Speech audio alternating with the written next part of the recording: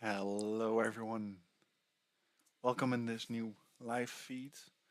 I want to go a little bit deeper on a book that has been very powerful for me personally. I often spoke about it already in live feed, in videos, in conversations with people that I have, and that is a book called Letting Go of David Hawkins, with the subtitle "The Pathway to Surrender." And it has been a very strong book, very strong, especially if you're struggling with some emotional layers that you are experiencing some inside of you, like angerness, depression, feeling of resentment, angerness towards others in that own layer, like in that own self, in the body. And I want to go a little bit deeper. I will take my time to um, together with you. I don't know, maybe I'll make it 20 minutes, 30 minutes. Let's see how far we can go. And what I do is I often write down post-it notes within books when I was reading them. Because then I didn't need my physical system with me, but it is based on the same system that I'm doing with all of my notes, which is called capture and create. I capture the ideas of what David Hawkins talks about without me putting judgment upon that or thinking about what it means for me. I'm just reading the whole thing and it's like, wow, let me just write that capture down. And I'm actually writing it down out of memory most of the times, like 90% of the time, because then that thing actually gets ingrained into my memory better, into my nervous system. And I do that because the knowledge that it has given me is like more available to me in comparison if I just um, write over it. And this capture and create method, by the way, the create style is what does that mean for me, or what kind of questions do I have which is a result of the thing that I just read, or a question that I have, as in, how is this related from this point of view of David Hawkins to a different note that I have within my second brain mythology. And I want to go a little bit deeper with this.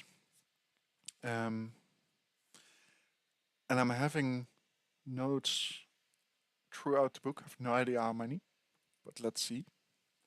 Let's let's have fun together anyway. And one of the notes is I am not responsible for Other people's happiness. I thought that at the beginning that I was responsible for how that I needed to act in a certain way that other people could feel joy or excitement that they had a good time, something like that.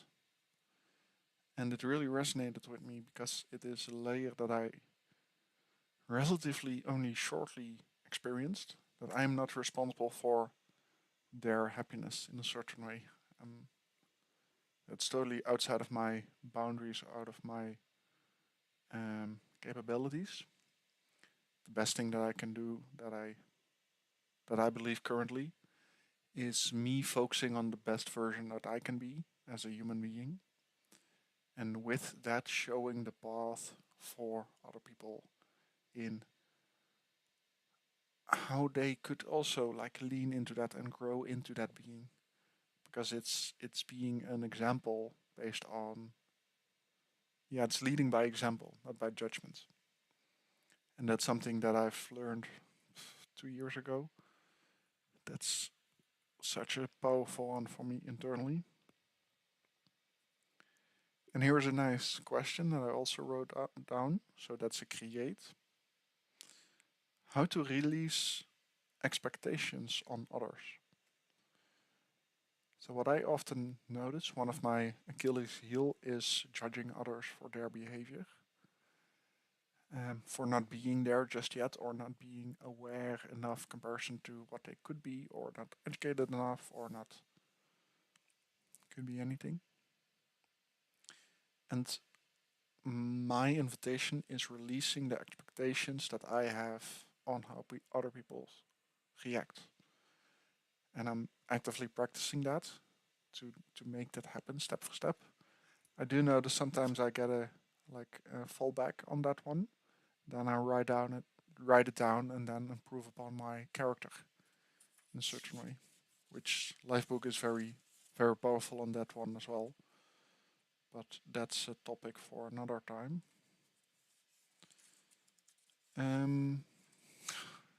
Beautiful, beautiful sentence.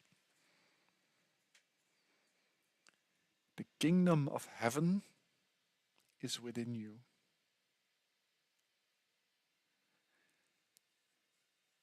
And that's kind of like, let that a little bit sneak in. The kingdom of heaven is within you. Like we're all thinking, or at least it is the outside world, and we're building a kingdom in the outside world. But what David Hawkins talks about, and what really resonated with me, is that it is an internal state, and you feeling happiness and joyful in that state that you are in. So in that heavenly state that you have right here, right now. Love it. So that's a really big one. Good. Let's go to the next one.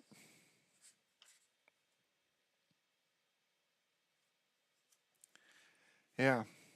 If you're the quote itself is the what for questions to get the underlying emotion. I've written these notes half a year ago, I think now. And what I meant with this comment, it's quite nice to review this, because before the video I didn't really do that, just to plan as in, let me go look at all of my notes.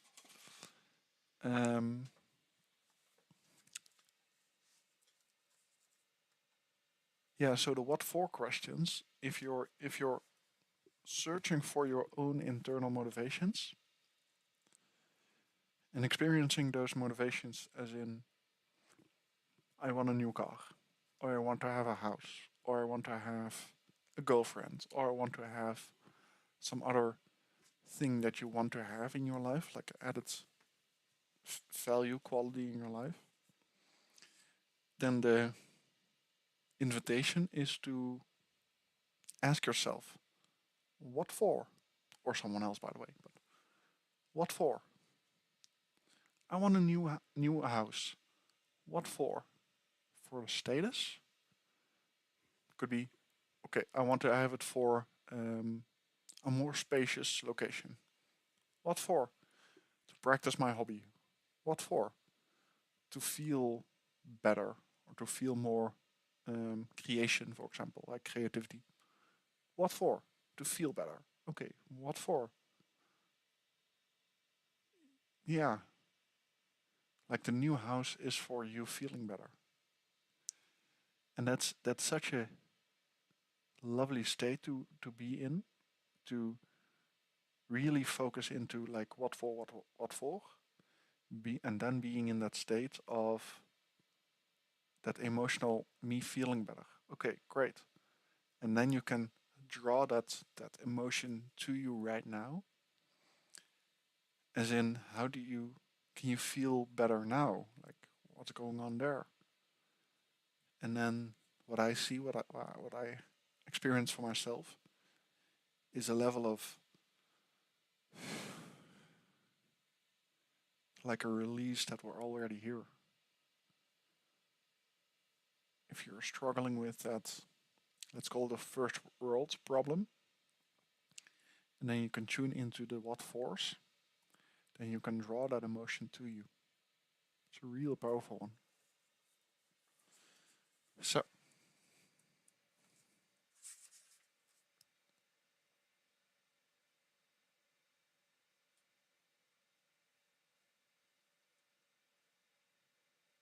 Hmm. And this is a very interesting one that I've written down in comparison to the like live feed that I'm giving right now. And that is called the goal is to the goal is distribution. How to get my value as soon as possible out to as many people as possible. It's partially what I'm doing here, like expressing, showing myself, sharing my thoughts, sharing my being. And for those, however limited that they are at this moment, who are listening and receiving value from that level, it's such an extra profound switch. That's what I'm doing, as in the goal is to distribute all of the beautiful, beautiful knowledge in such a book. And you seeing the added benefit, hopefully, on my end, and seeing that as an invitation into your own journey. As in,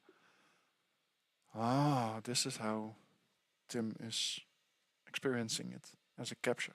And then it's on you on to create what does that mean for you internally. Such a... Then the map of consciousness itself. I'm still, and yeah, the next note goes about something specific.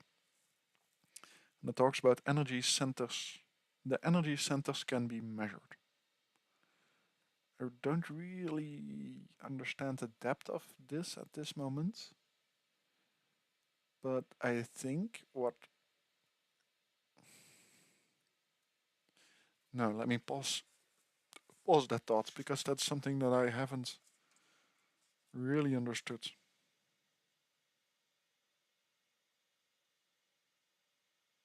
Hmm. Yeah, quote. Let the emotion be until it runs out. If you're in that depressed state, if you're in that angerness state, if you're in that neutrality state, lean into it. Experience that emotion.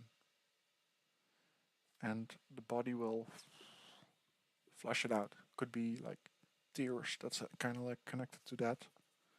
So if you have that emotional state, breathe into it and let it be. Every time that we create resistance of, I'm not allowed to feel this, I'm not allowed to be this, then there is a limiting factor there, and that is the... that was awful green in the second. That was strange. Um, yeah, so let the emotions be until it runs out.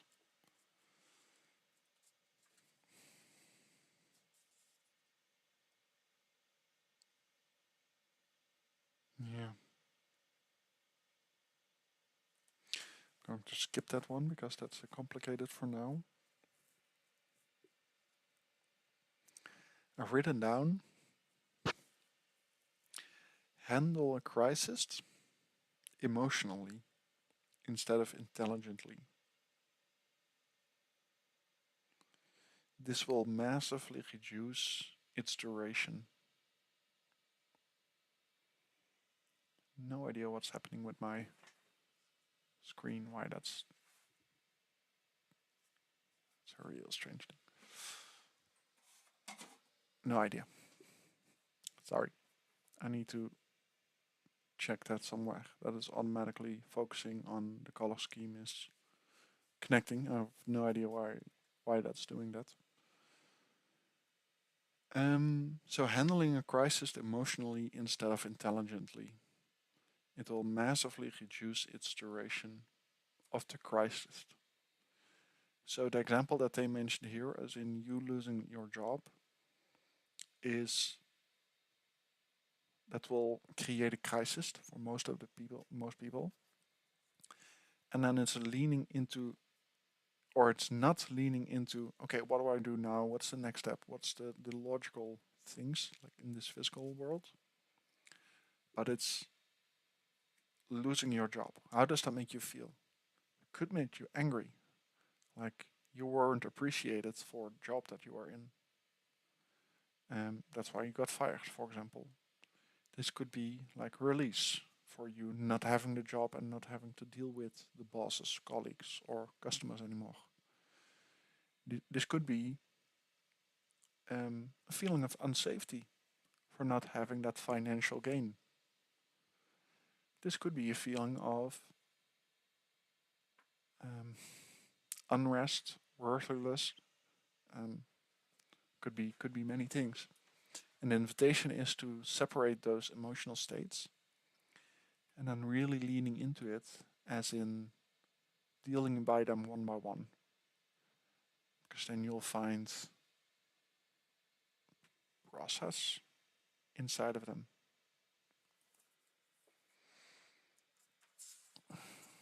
And I don't want to say that I'm doing perfectly and in all of these sections by far, but that's almost never with a book. Hmm. This is a create. So this is my idea based on the knowledge that I'm reading. And it says, reframe the experiences of my past. I, same as everyone, has experienced some physical, what is it? Yeah, past, history. And the history itself, I cannot change it. But I can reframe my emotional reaction upon the stuff that changed. How did that happen? And not even how, but it's how did it make me feel that it happened? And reframing that in the knowledge that I have right now is a very important one. Hmm. And this is from Frank Frankl? Victor, I think. Victor Frankl. Man's Search for Meaning. I think, like top of my mind. Because I kind of know the quote. Everything can be taken from a man but one thing. To choose one's attitude in any given set of circumstances. Such a powerful one. It is leaning into you are in control over which emotions that you are experiencing all of the time, because no one can take that away from you. No one, ever. And it draws that power back to you, like as an individual.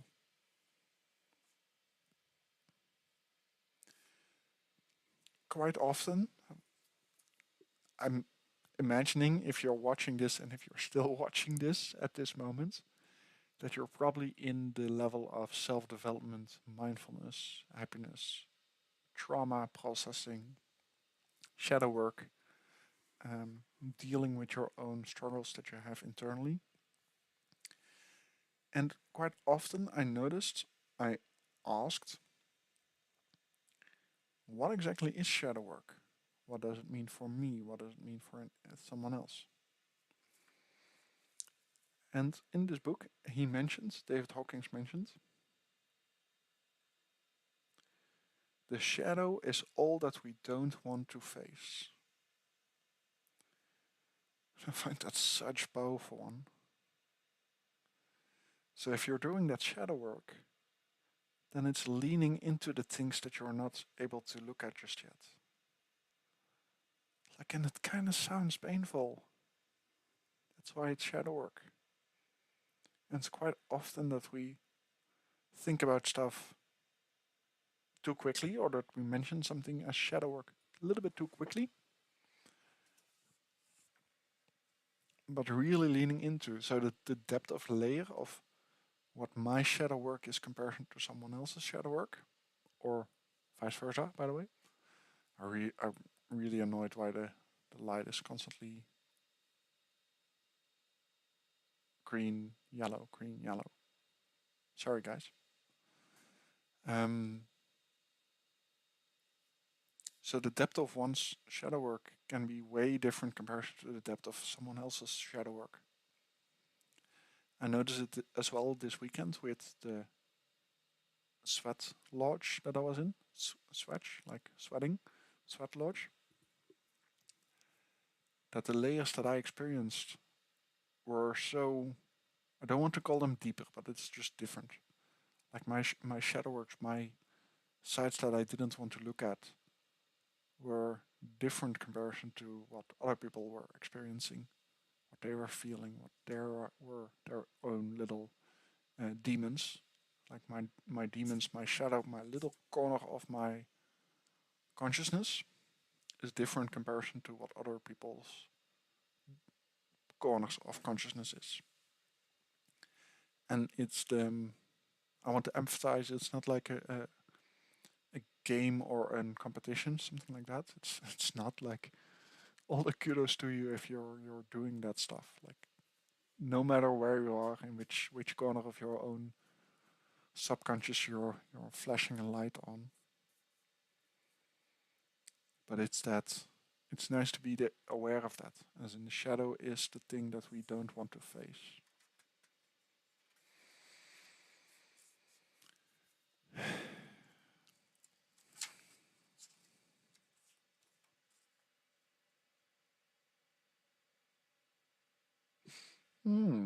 This is an interesting one. I wrote something down, and at that moment, it was something that I thought, believed in, or like followed. And now I'm thinking about it a little bit differently, and that's why it's an interesting one. Which is stop resisting the positive emotions.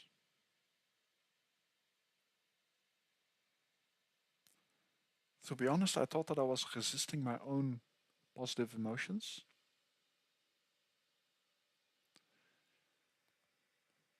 And now I'm noticing that I'm like the positive emotions or the positive energy is always there, but it's only my physical body and my resistance that I have inside of my body that's holding it back from actually like popping out. The only thing that I need to do, hence the title of the book, like it's actually summarized there, is letting go. It's letting go of that resistance so that that energy can flow again, so that that positive emotion can flow. Because the energy in flow is positive emotion, is the higher vibrational emotion, which is connected to the map of consciousness of higher emotions.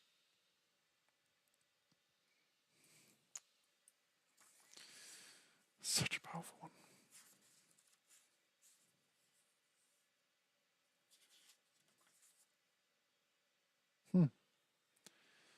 Yeah, I talked about this one with a friend of mine, with Renske, and we talked about the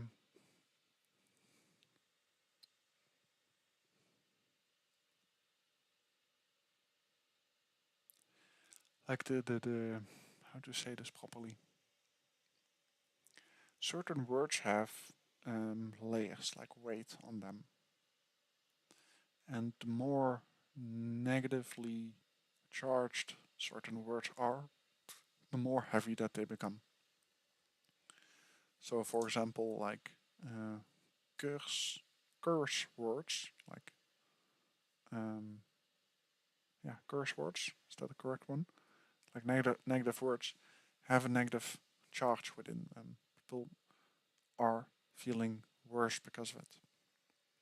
But there are also things like, but I agree with you, but how often do you hear about that?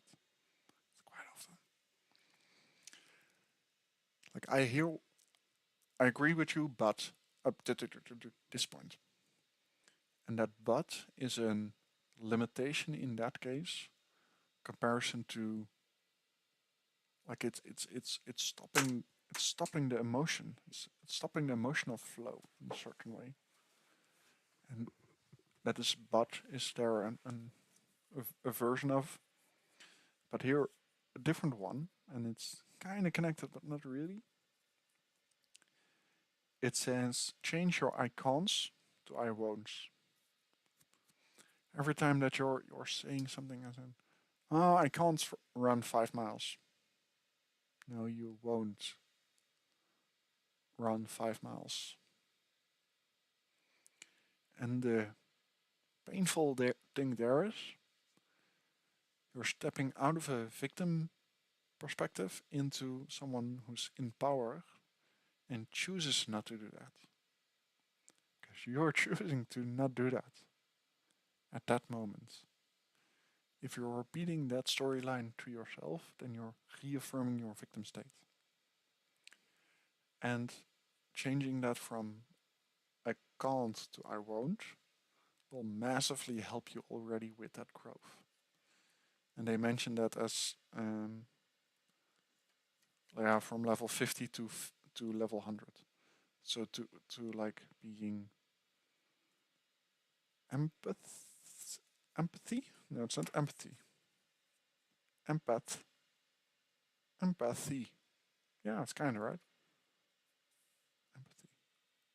I thought that empathy meant a different thing. But at least it's between those lower layers, as in that term, like level 50 until level 100. That and level 100 is still fear. Like instead of you not caring, as in I can't do that, I can't do that, I can't give a presentation for 100 people, I can't. No, you won't. And then you won't actually means that you're experiencing fear because of that. Because that's like,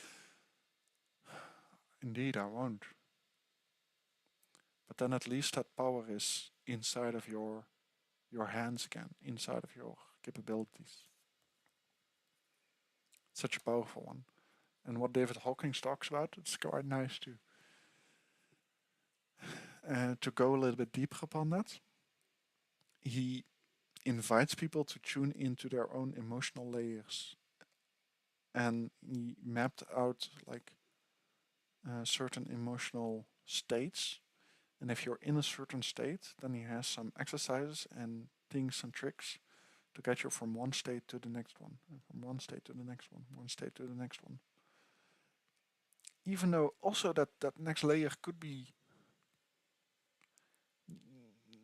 not as fun, or at least could be painful as well, but it will make you feel better comparison to the one that you were beforehand. And that's a very interesting part.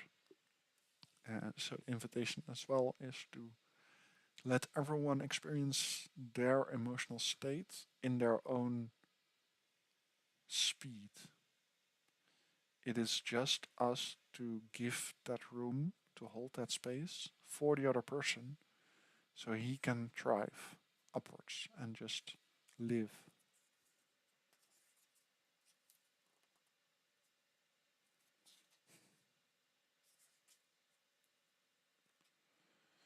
He talks about negative garbage, like in the whole media.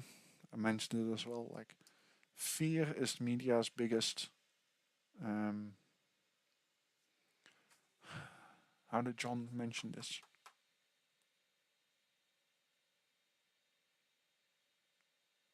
Fear is media's biggest. What's the word? I don't know. Commodity? Commodity. Like, they are selling you fear. Every time that you're watching the news, they are selling you fear. Same goes as almost every, um, especially real life television, they are selling you fear or judgment or all of those negative layers. They're selling you that. And it's quite nice to look at that one and then like transcend that layer.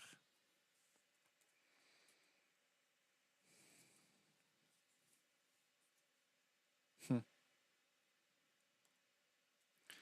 I just wrote down here create a book club with certain people for the David Hawkins books. I'm doing it a little bit different now, but if someone likes to have a conversation and talk about um, the books internally, like having this with a call, we'll do that with Riverside. Let's have a certain interview. Then please reach out. I'd love to talk with you about it, because with talking about it, we get more people in this container. Hmm. And this is also a nice one. Taking responsibility for our own consciousness, our own mind, where we want to focus upon. It is not something external. It is you choosing where you want to focus your energy in. That is in a certain way a static consciousness, as far as I understand it. I could be wrong. Listen for insights. Do not listen for agreements. That could be that you're thinking like, Tim, you're all mistaken. It's like BS all the way. Great. Then I love to invite you in, because that's where I can learn the most. Like really. Then invite me in.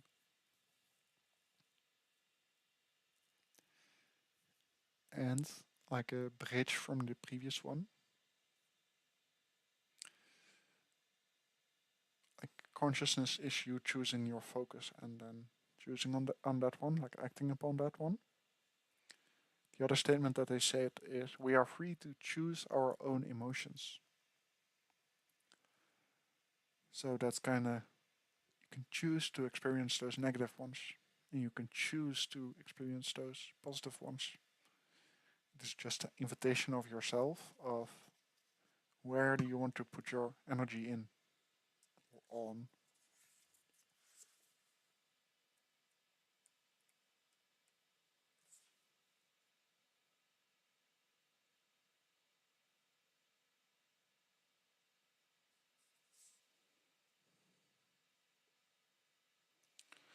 I think this was a very good one, but I don't remember exactly the premise in this one. It was a very good one. And it says grief is a fantasy of punishment that could have been prevented. I kind of need to check in on that one. Fantasy of punishment.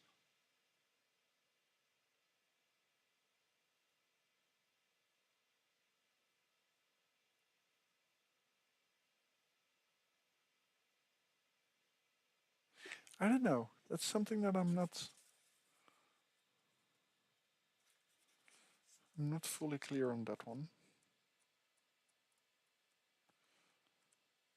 Hmm. Hmm.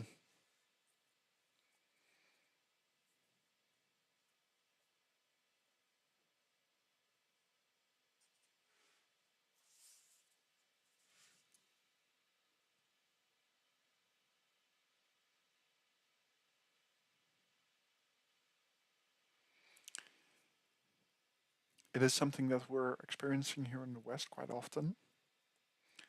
Is that state of we are what we have, like our physical things, the money that we have, the beauty that we have in a certain way as well, like physical fitness. But most often they mention that as material things, like all of the stuff that we have gained. And they like that's the first layer, and then the second layer it is what we do. What do you do with the things that you have? Like, are you creating an positive impact with the things that you do and what you like create with business, with help, with each other? Like, what do you do with it? And then there's a third layer, and that is what you are. So instead of you doing good things, then it's being good. Like that's a new layer that kind of ripples into everything. Every movement that you have, every interaction that you have with someone else, it is about being good instead of doing good or having good things. So those are three layers: that having, doing, and being, which is a very powerful one. Almost every it kind of loses its value when I'm saying about almost everything. It's kind of powerful.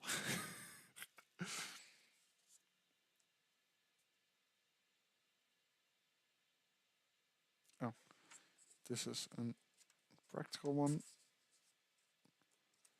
Selfish. Yeah, everyone in our life is acting as a mirror. It's kind of true. However painful it is.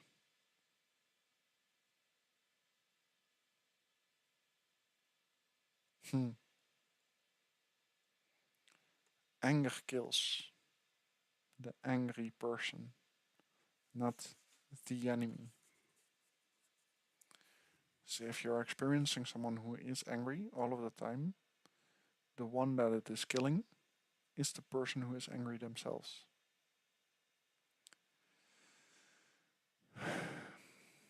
And that's a painful one because there's a lot of anger inside of the family, as far as I'm seeing and experiencing.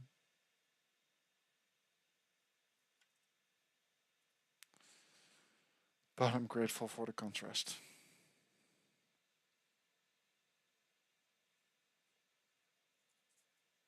Yeah.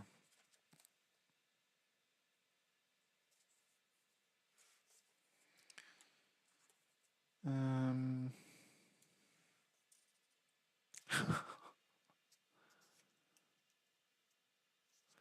okay, I kind of want to share this because this is a very good one.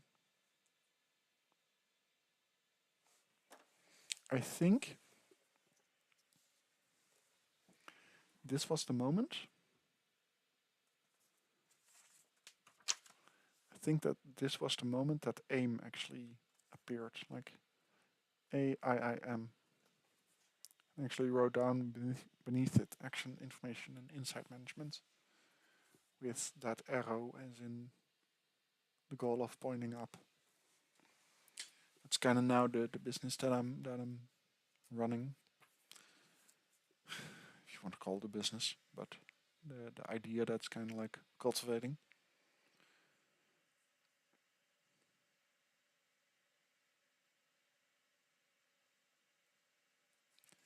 And the thing underneath it here as well is um, how to do this properly in a big scale, as in how to change the behaviors in massive scale to have every vibrational state move one layer up, one layer up, move one layer up. Because it is possible. We just need to like plan, organize data analytics. It's just about doing.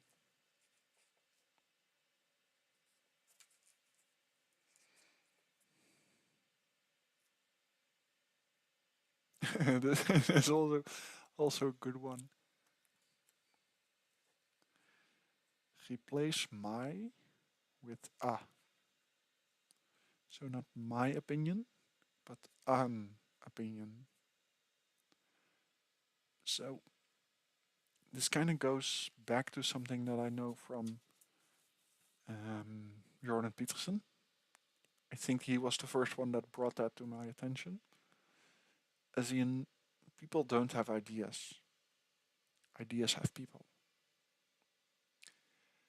And when I am saying an opinion is, then I'm detaching that from the I, from the identity, as in it is my idea. It is an idea that currently is holding me, but I'm not attached to that idea itself. I've also read people who are very negatively charged, no, like controversial, no, like contradicting comparison to this one. So this is an opinion. This is an viewpoint. This is how David Hawkins looks at it. And I happen to really be in resonance with that storyline, with all of, well, many people that I have around me that I can help because of that, with the growth that I see appearing. And same goes with a lot of people that I see online. Um, Julian, I think, just Julian on Instagram. I think it was Julian. Yeah, and Teal Swan. I don't know specifically if she read this book as well, but that's a different story. But no, that's not a different story. I need to say this correctly. But basically, you don't have ideas, but ideas have you. And the challenge thing is to disconnect yourself from every idea itself and then see, hey, is this idea actually helping me or holding me back from to grow from the values that I have internally, that you feel internally, like really tuning into that emotional state. Already 40 minutes in. This is fun.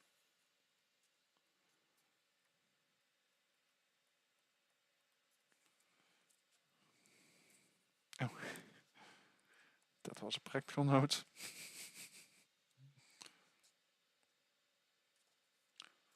Holographic paradigm. No idea what I meant with that.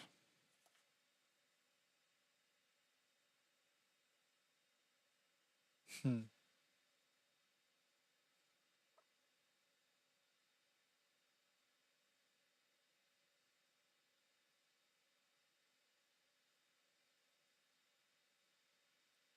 Oh, that's such.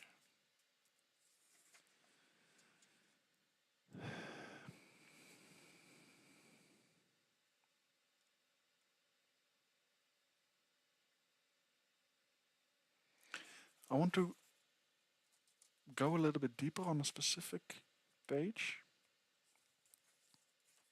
because I just saw a note regarding the state of the state of lovingness.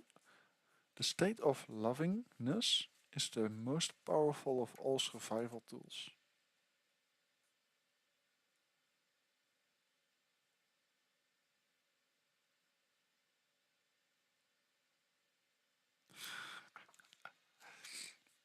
Like the story goes, let's say, for example, we have parked our car, and just as we get out, the car parked in front of us backs up into our car with a thud. Our bumper and the front of our fender has are dented. Here is what the different levels of consciousness might sound like. So a certain situation on the outside happens, like two cars kind of bumped into each other. And now with the storyline, he goes over the different reactions that people have based on that map of consciousness. And I want to invite you to listen into the state of how do I react upon this myself if something like this happens, and the yeah, seeing like what do you see the average of the people out there? How do most people react on a certain state? First one, how embarrassing. I'm such a lousy driver. I can't even park a car. I'll never amount to anything. So that's a layer of shame. That's the lowest one. Guilt. I had it coming. How stupid am I? I should have done a better job of parking. That's taking that blame inside of him. Then that empathy. I really think that I'm mispronouncing the word. What is the use? Things like these always happen to me. I probably won't collect on the insurance anyway. There's no use talking to the guy. He he'll just sue me. Life stinks. I've been in that state for a very long time. Yeah. Grief. Now the car is ruined, ruined. I still need to practice my ruined. It will never be the same. Life is grim. I will probably lose a bundle of this one. Fear. This guy is probably furious. I'm afraid he'll hit me. I'm afraid to talk back to him. He'll probably sue me. I'll probably never get the car fixed right again. Cars repair, car repair people always rip me off. The insurance company will probably get out of this one, and I'll be the one left holding the bag. Partially, like this is also like practice because practice makes progress, like Jim Quick says, instead of makes perfect, because there's no real such thing as perfect. We're just improving in every level of being. But different story. Desire. I can make a bundle on this one. I think I will hold my neck and fake a whiplash. My brother-in-law is a lawyer. Will sue the pants off this idiot. I'll get a settlement from the highest estimate and get it fixed at a cheaper place. So being in that state of desire for more money to get most of it. Anger. The damned idiot. That's quite nice to say. The damned idiot. I think I'll teach this guy a lesson. He deserves a good punch on his nose. I'll sue his pants off and make him suffer. My blood is boiling. I feel shaky with rage. I could kill the bastard. It's quite nice because I've never really were comfortable with reading out loud, especially in English. And now that I'm growing my skills slowly, I notice I get like enthusiastic more and more, as in, this damned idiot. Like I'm playing a little bit of a role there, which is quite fun. Good. Anger. Pride. Look where you're going, you fool. Oh God, the world is full of such gambling idiots. How dare he damage my new car? Who the hell does he think he is? He's probably got a cheap insurance. Thank God mine is the best. So that's in the state of pride. We see a lot, or at least I see a lot of people who are in that, which kind of means that I'm in that as me being a mirror of my own expectations. uh, Courage. Oh well, we got both got insurance. I'll take down data and handle it okay. A nuance, but I can handle it. I'll talk to the driver and get it settled out of court. So courage, like courageous, good. Neutrality. These things happen in life. You can't drive 20,000 miles a year without an occasional fender bender. Just like, no, okay. Neutrality.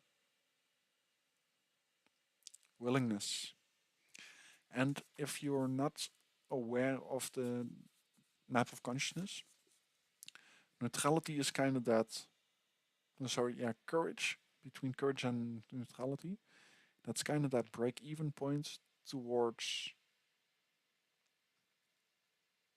um, giving energy, giving positive energy instead of taking it.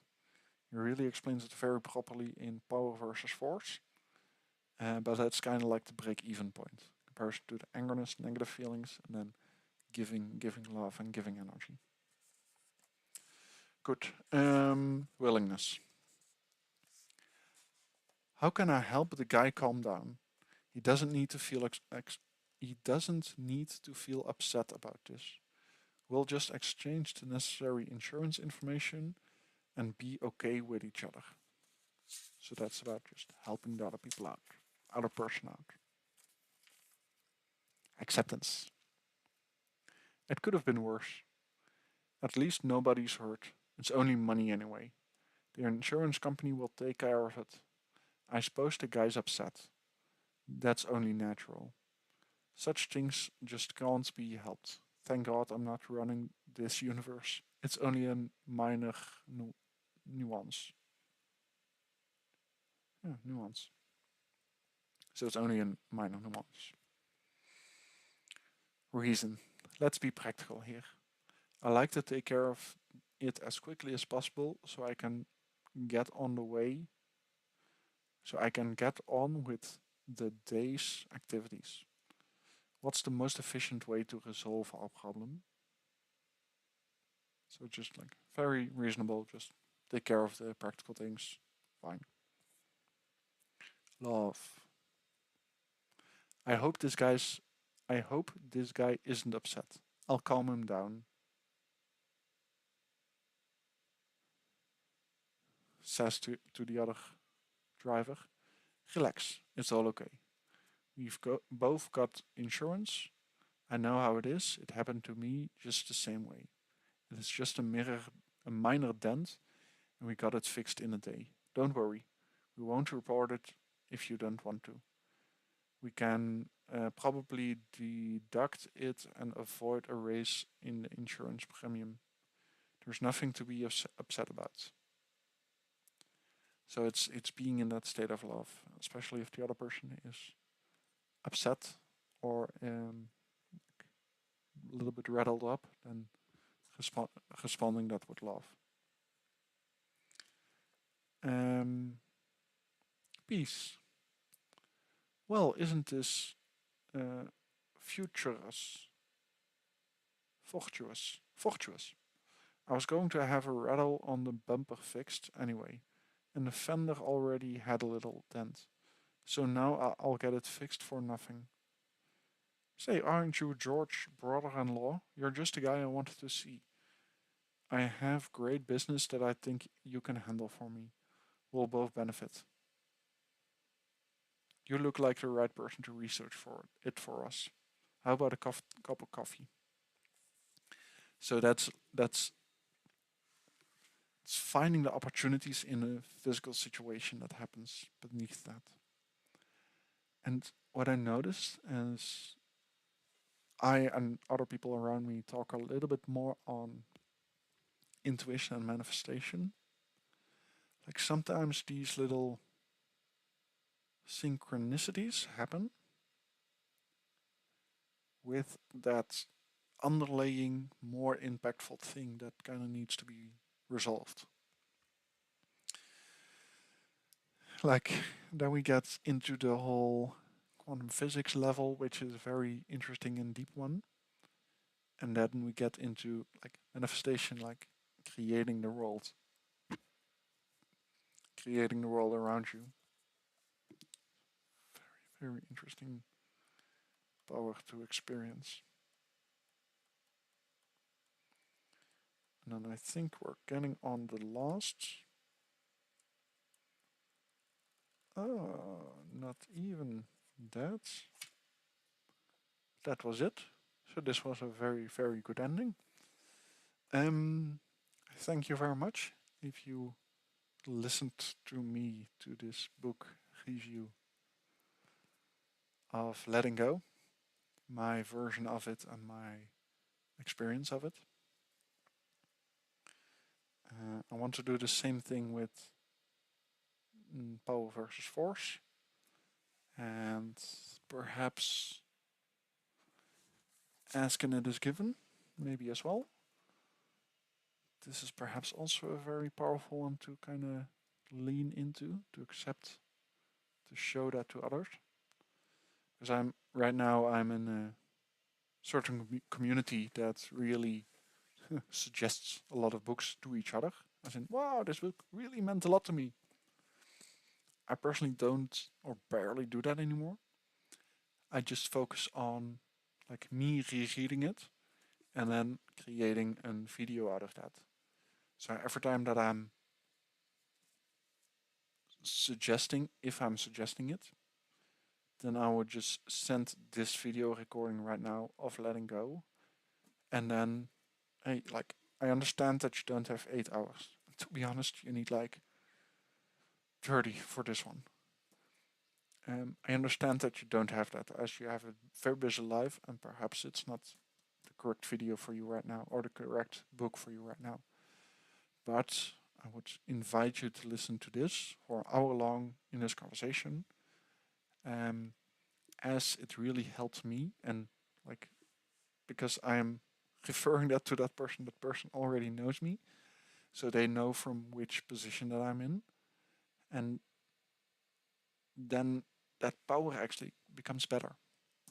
So the invitation here is, if you have a certain book that really resonated with you personally, then create a video out of that. With that video, post it somewhere. You can post it as unlisted, so only the people that you send that link to will see it. You don't need to do this publicly, but it will accelerate the value that you're giving. Like if you're that person who often makes book references, then it will add that value on your life as well. Like what are you benefiting? What are you giving? Because it's all just about watching something and repackaging it into new pieces of content based on your insights. Especially that your insights, it's an important one. So stop like quoting other people's life and just sharing it on Instagram, please. But it's about having that post there and then you telling your audience how did that resonate with you, because there is that true value for your own being. So I want to close it off with this one. Yeah, 57 minutes. So it has been a long video. I didn't expect it to. What will I do with the rest of my evening? I don't know. We'll see. Thank you very much and enjoy the rest of your day. Bye bye.